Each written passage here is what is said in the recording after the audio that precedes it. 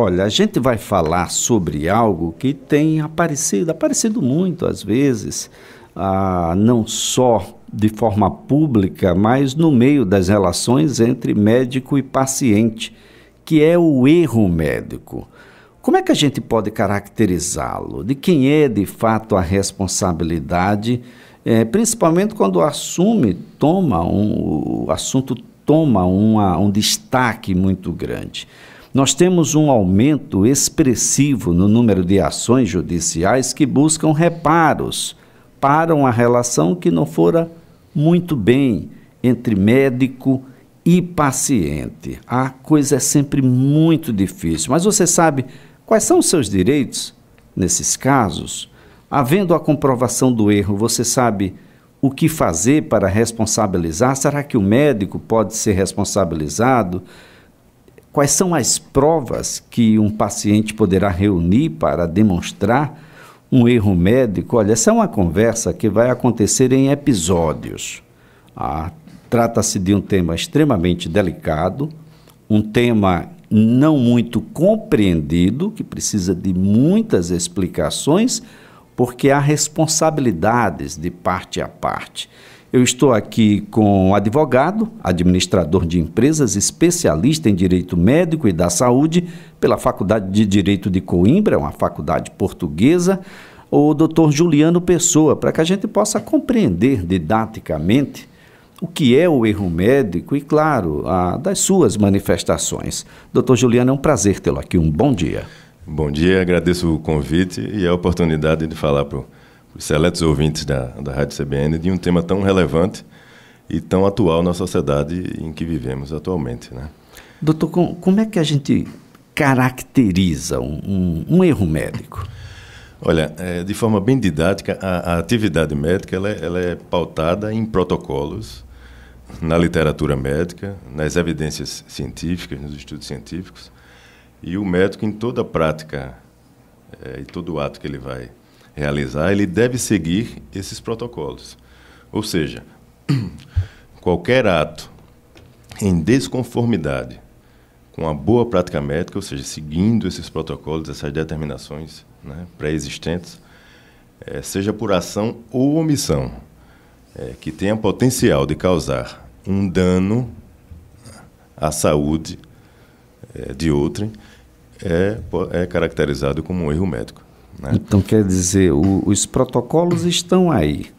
Há elementos internacionais, inclusive, ou nacionais, que são regrados pelo próprio Conselho Federal de Medicina. Exato. Para a relação do profissional médico com determinada patologia. Exatamente.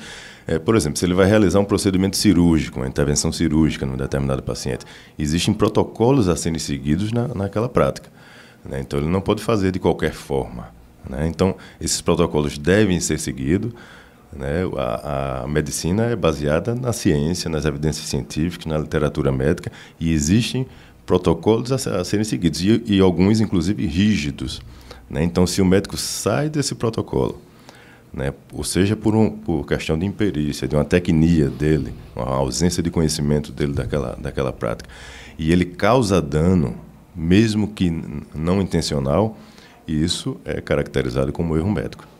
E não precisa ser doloso. Ele pode ser uma prática culposa. Inclusive, o Conselho Federal de Medicina, na definição dele, ele traz justamente desta forma, né, sem a intenção, né? Ele até faz questão de fazer essa ressalva. Mas, independente do dolo, né, mas logicamente que é importante a gente ressaltar que a questão do erro médico passa necessariamente pela culpabilidade do médico. Pela culpabilidade do médico no caso concreto. No caso concreto. Ou seja, terá que ser demonstrado cabalmente que o médico agiu ou de forma negligente, imprudente ou com imperícia. Só na ação ou na omissão também? Na omissão também. Então, ou seja, não há, e é importante a gente ressaltar isso, porque muitas vezes há essa confusão, não há, no caso do profissional médico, a culpa objetiva, né? Isso é muito comum de acontecer, essa confusão, principalmente no caso do paciente. Eu recebo muito vez ou outra pessoas no consultório, doutor, eu fui atendido assim, assado, e às vezes foi uma prática, foi um erro de uma instituição, de repente, que ele estava internado. Não necessariamente pode ter havido ali um erro do profissional médico em si. Então, a gente tem que fazer essa distinção ao analisar um caso concreto.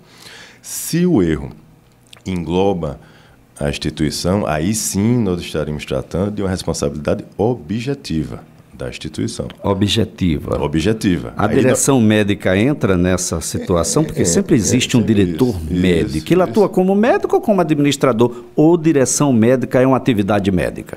É uma atividade médica também, né? Mas ele também está ali como administrador do hospital. Ele é o maior responsável, vamos dizer assim, da instituição.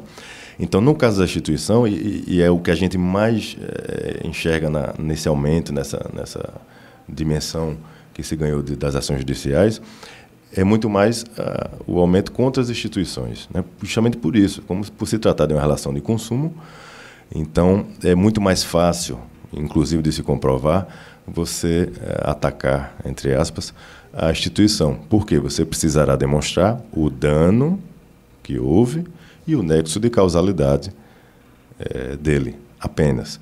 Quando a gente está tratando da culpabilidade do profissional médico em si, aí a gente não pode fazer esse raciocínio da culpa objetiva. Aí, obrigatoriamente, e assim é pacífico na jurisprudência, inclusive, nós temos que tratar da culpa subjetiva, responsabilidade civil subjetiva. Então, ou seja, terá que ser comprovado e, em tese de início, esse ônus é do paciente, né?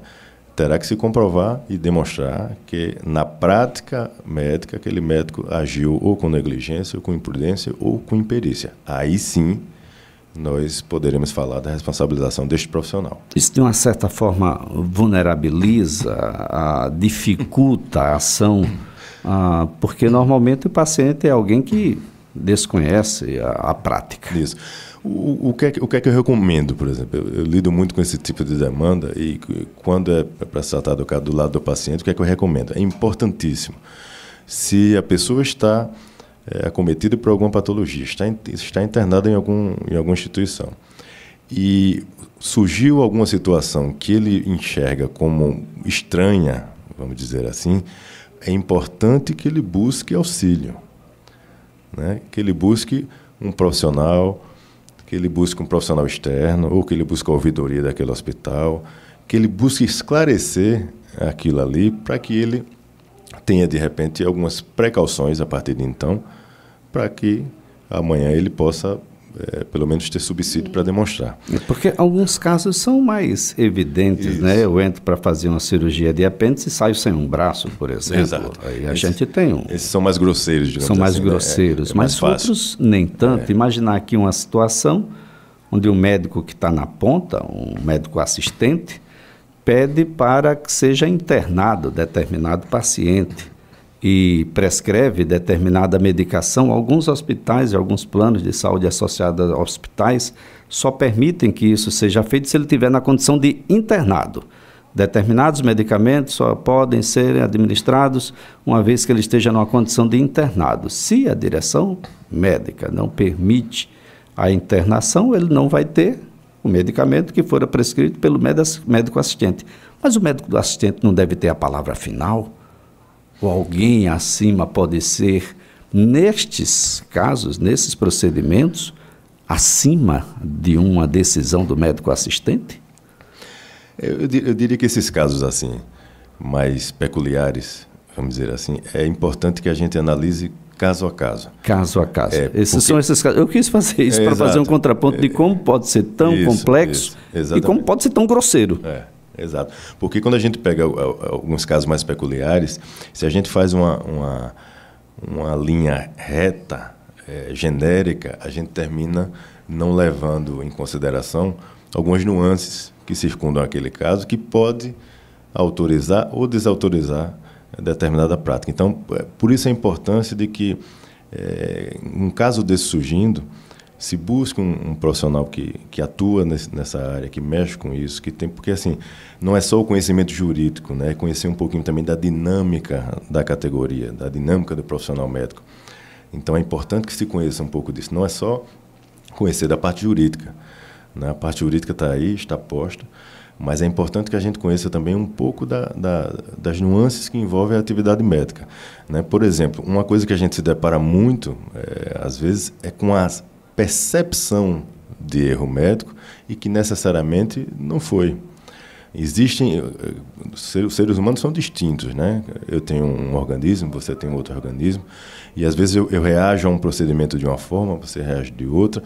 O que tem que ser analisado no caso concreto é se os protocolos foram seguidos, as determinações da literatura médica foi seguida, o passo a passo daquela prática foi rigorosamente seguido.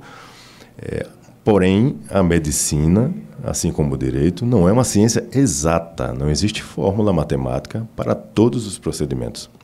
É por isso que a gente tem que ter muita cautela no momento de analisar esses casos.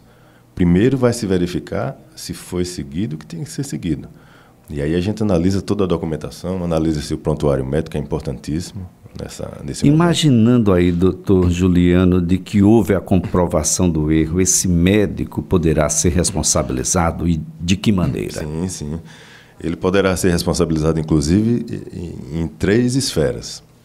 Junto ao órgão de classe, né, junto ao CRM, por meio de instauração de um processo de sindicância, que poderá ser instaurado ou a pedido desse paciente que teve o dano, ou de um familiar, ou do próprio CRM que, de repente, chegou ao seu conhecimento, ele pode, de ofício, instaurar esse procedimento de sindicância.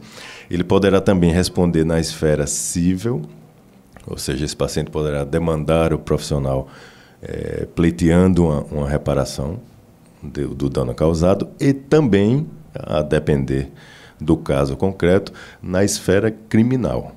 Então, essas 3 esferas podem, concomitantemente, estarem naquele ato, naquela prática, ou em separado, depende do caso concreto. Mas ele poderá sim, e muitas vezes acontece, por mais que a gente tenha uma impressão de um corporativismo muito grande na categoria médica. E tem, né? E tem. Tem, mas toda a categoria tem.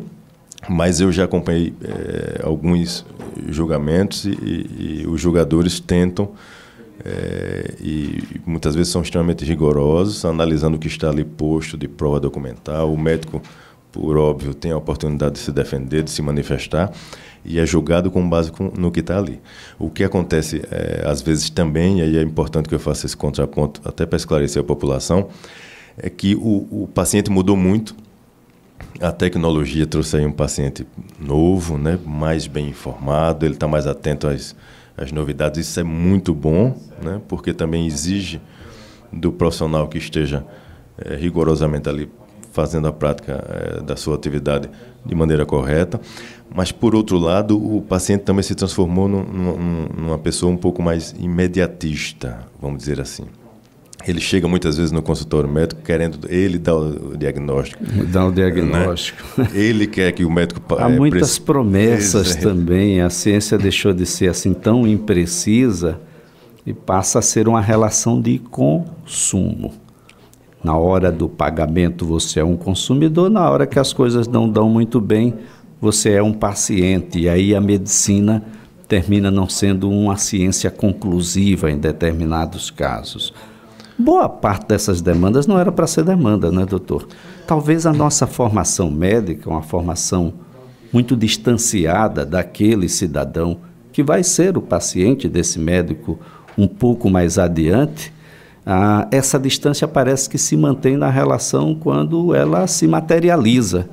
E talvez a falta de uma conversa, de explicação, de esclarecimento, faça com que as pessoas continuem sem conhecer absolutamente nada da relação e tirem as suas próprias conclusões um pouco adiante. Você tocou num ponto extremamente relevante.